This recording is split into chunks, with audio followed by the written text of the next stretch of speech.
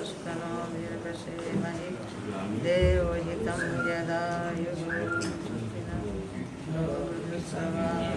समुद्र मंथन, तो जब मंथन होता है तो कोई जहर भी निकलता है और जहर के बाद फिर अमृत भी निकलता है। आज के सत्र में शुद्ध रूप से ग्रामीण क्षेत्र में काम करने वाले उन पत्रकार साथियों को, फतेहपुर ग्रामीण ही है, एक तरह का ग्रामीण परिवेश है अभी हमारे, लेकिन मैं ये कह सकती हूँ फतेहपुर एक महीने में और गर्व का अनुभव कर सकता है। यदि लेखनी की दृष्टि से देखें तो फतेहपुर उत्तर प्रदेश में अकेले नहीं, पूरे देश में आज भी लेखनी के द्वारा अमर है गणेश शंकर विद्यार्थी। काव्य की दृष्टि से देखें तो सोहनलाल द्विवेदी आज भी अमित अक्षरों में उनका नाम कभी मिट नहीं सकता। ऐसे ही पत्रकारिता के जगत में पहले तो दूरदर्शन नहीं हुआ करता था, हम सुनते हैं। जब कभी मुझे बचपन की याद है कि हमारे गांव में एक कोई रेडियो खरीद के ले आया, तो जब आवाज आ रही थी तो पूरा गांव देखने गया कि आवाज कहां से आ रही। ऐसा नहीं है, यदि दूरदर्शन नहीं होता तो महाभारत को घर बैठे संजय अंधे धृतराष्ट्र को नहीं दिखा सकते थे, नहीं बता सकते थे। वो भी पत्रकार ही थे, दिव्य दृष्टि थी। और इतना ही नहीं, यदि मैं पौराणिक इतिहास में जाऊं तो नारायण जी जैसा पत्रकार आपको मिलेगा नहीं। और पत्रकार के लिए कोई रोक टोक नहीं होती है, वो देवताओं के पास भी जाते, दैत्यों के पास भी जाते, मनुष्यों के पास भी जाते, उनको सबके पास जाने के लिए खुला होता है। ऐसे ही आपको छूट होती है, हम हर समय जाकर के, हर जगह जाकर के। लेकिन एक अनुरोध जरूर करना चाहूंगी, आपने तो उसके विषय में गलत छाप दिया, वो छप गया और वो यथार्थ में नहीं है, लेकिन जनता वही पड़ेगी। यदि उसके बगल में आपने उसका वर्जन छाप दिया तो फिर वो काउंटर हो जाएगा कि नहीं, जिसने बयान दिया है गलत है। हमें लेखनी चलाते वक्त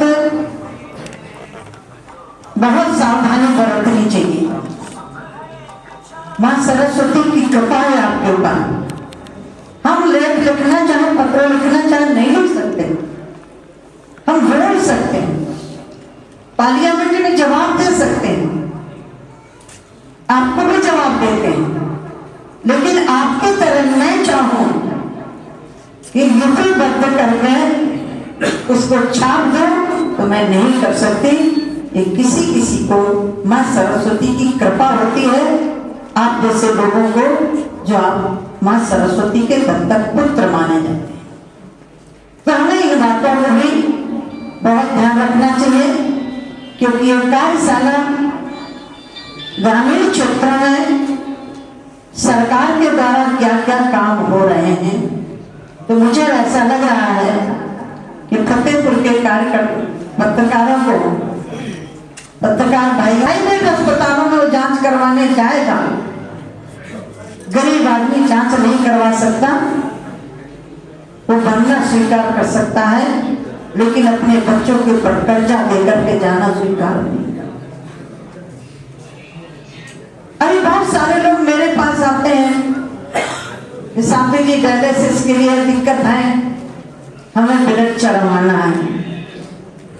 आपको भी जानकारी है, साल भर हो गया लगभग फतेहपुर में लगे, 6 लोगों को एक साथ ब्लड चढ़ सकता है। वो डायलिसिस की मशीन भी आपके जिले में लग चुकी है। यदि हम इन चीजों पर भी फोकस करें, मेरी कोई कमियां हैं कमियों को उजागर करिए। कबीर दास जी ने कहा, निंदक नेरे राखिए आंगन कुटी छवाए, बिन पानी बिन साबुन निर्मल करे स्वभाव। कमियां हैं, उनको उजागर करना चाहिए। बहुत सारे भी लोगों को पता ही नहीं है कि हमारे फतेहपुर अस्पताल में एक सरे की मशीन भी खुल चुकी है और 19 के पहली मैंने डाल दिया। तो कुछ चीजें हैं जिनको हमें अपनी लेखनी के द्वारा, यदि एक गरीब का भला होता है तो मैं समझती हूँ कि हम उसका एक सहयोग कर रहे हैं। एक काम अभी और भारत सरकार ने, प्रदेश सरकार के सहयोग से बहुत बड़ा अभियान चल रहा है। गांव का गरीब आदमी कभी जांच करवाने जाता है तो उसको अलग अलग अस्पतालों में जाना पड़ता है, अलग अलग मशीन में जाना पड़ता है और हर जांच का उसका एक पैसा तय है। लेकिन हमारे फतेहपुर में अभी 2 इलाकों में, पिटौरा और नलवा में ऐसी मशीन लग चुकी है जिसको स्वास्थ्य उद्यम बोलते हैं। 15 मिनट नहीं लगते, आपके पूरे शरीर की जांच दे देगी कि आपके शरीर में कमी क्या है और आपका ब्लड कितना है, आपको रोग कौन सा है। क्या अभी हम लोग गरीबों तक पहुंचा पाए क्या? मैं फतेहपुर की बात कर रही हूँ, मैं पूरे देश की बात नहीं अभी कर रही हूँ। अभी मेरे पास खागर के लोग आए, बोले हमें ऑक्सीजन सिलेंडर की जरूरत है। मैंने कहा ये भी आपको पता नहीं है कि अब ऑक्सीजन सिलेंडर की जरूरत नहीं है, चाहे खागा हो, नवस्ता हो, हंदगांव हो, फतेहपुर हो, बिंदकी हो, सब जगह प्लांट लग चुके हैं। अब कोई भी सिलेंडर लेके जाने की जरूरत नहीं है, आप अस्पताल में जाइए, आपको ऑक्सीजन मिलेगी। ये जो एक बहुत महत्वपूर्ण चीज है। अब कई बार मैंने देखा, मानती हूं कि वो सड़कें अच्छी होनी चाहिए। शायद यदि आप 2014 का फतेहपुर उठा के देखेंगे और आज 22 का फतेहपुर देखेंगे तो सड़कों के मामले में धरती आसमान का फर्क मिलेगा, बहुत बड़ा फर्क मिलेगा। मेरे पास पूरा लेखा जोखा है, पूरी सरकार का है, मैं अपने मंत्रालय का भी लेकर के आई और मैं चाहूंगी कि आपके पास तक वो पहुंच जाए। अभी एक बहुत बड़ा मेरा अभियान है,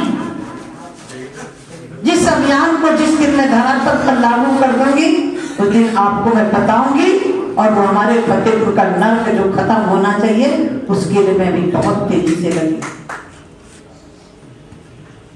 किसानों के लिए, किसान आपको क्या करता,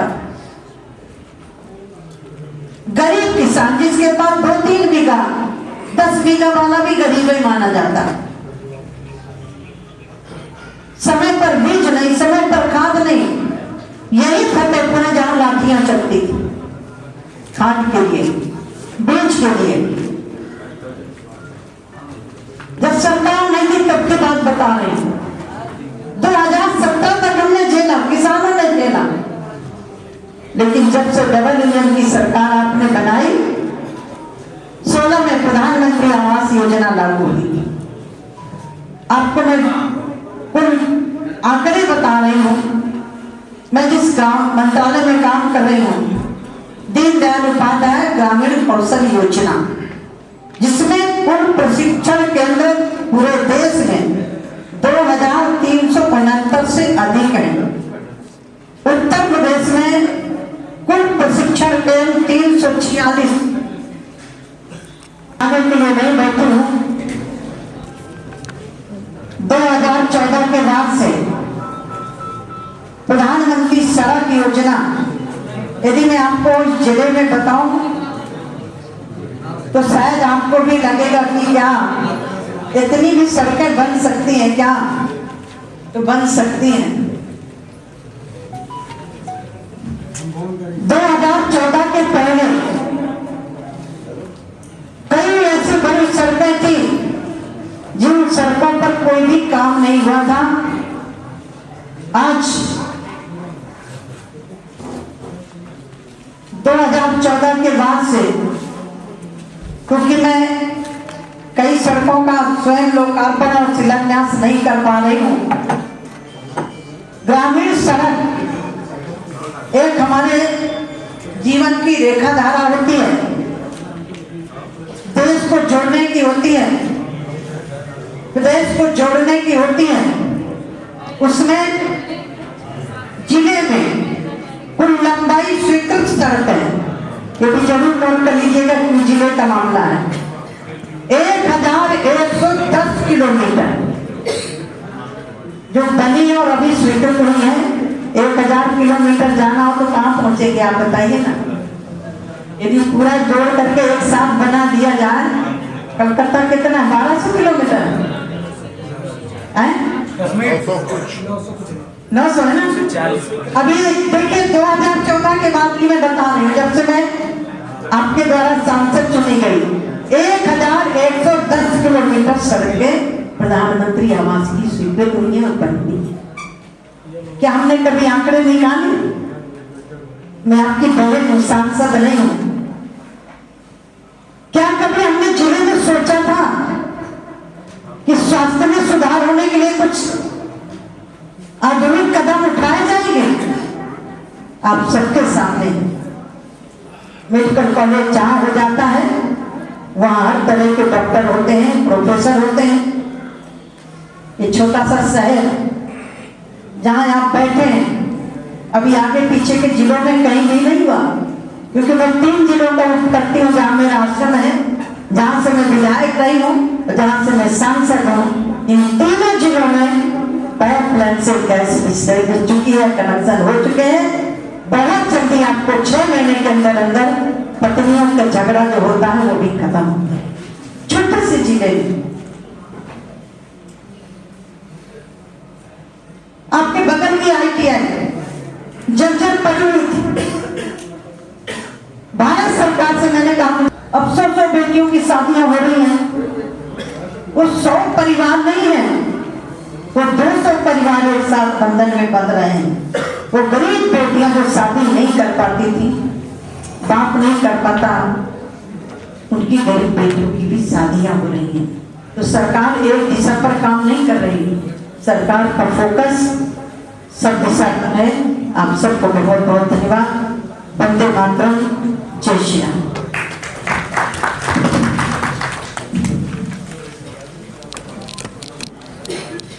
मैं आज उपलब्ध नहीं थी तो फिर आना था, तो मैंने कहा मैं आ जाऊंगी। ये विजय जी के भारत सरकार से आए हैं, आपकी समस्याएं भी नोट करेंगे और मुझे भी कापी देंगे और आप उनको पहले आप बैठ के बताइए। और मैं चाहूंगी कि जो अपने जिले के वरिष्ठ पत्रकार हैं उसका इस कार्यशाला को संचालित करें।